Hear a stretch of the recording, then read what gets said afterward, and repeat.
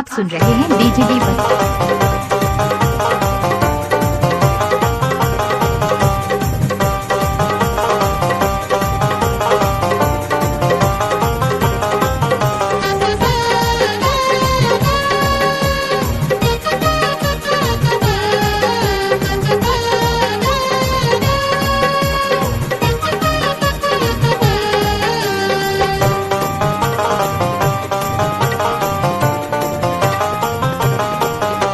सर से सरक जाता साड़ी, राजा जल्दी से धाला गाड़ी।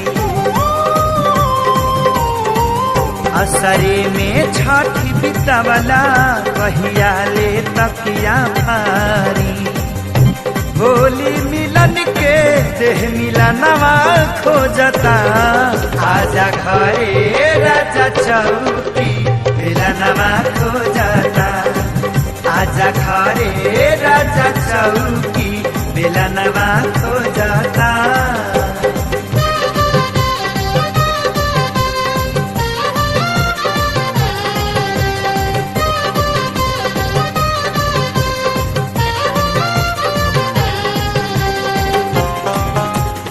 रामपुर सत्तावन